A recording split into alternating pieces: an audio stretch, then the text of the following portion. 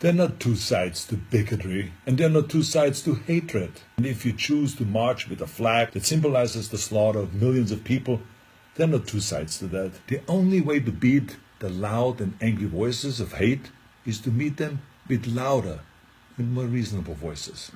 And that includes you, President Trump. In fact, as president of this great country, you have a moral responsibility to send an unequivocal message that you won't stand for hate and racism.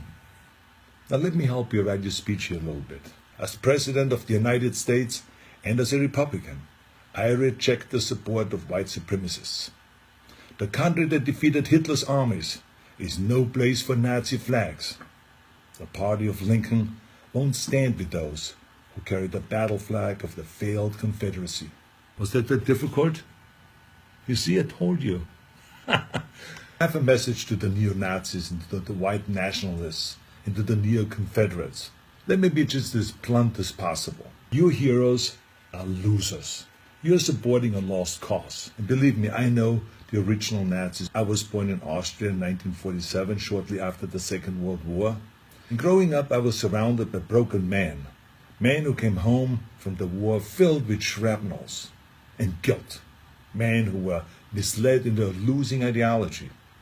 And I can tell you that these ghosts that you idolize spent the rest of their lives living in shame. And right now, they're resting in hell. I know that you weren't born with these hateful views. No one is. But the truth is, it's never too late to make the choices, to learn and to evolve, and to understand that all human beings have equal value. If you say, Arnold, hey, I was just at the march, don't call me a Nazi, I have nothing to do with Nazis at all. Let me help you. Don't hang around people who carry Nazi flags, give Nazi salutes, or shout Nazi slogans. Go home.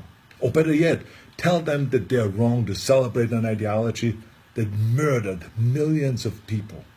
And then go home. You're so lucky to live in a country that gives you every right to say horrible things. But think about how you could actually use that power for something good.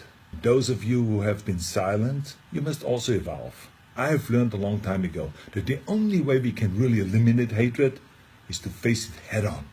This is not always comfortable, of course, but stereotypes about racism, religion, gender, anything else, they're like cancer.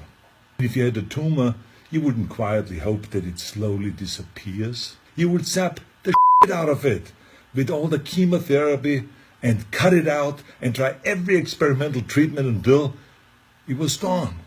But this is no different. I mean, this is a difficult time for our country, of course. But I know that if we all have the courage to do something about it and to do the right thing, we come out stronger in the end. Let's all commit right now to leaving the terrible ghosts of the past in the trash heap of history.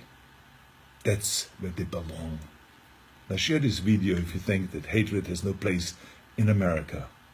Let's terminate hate.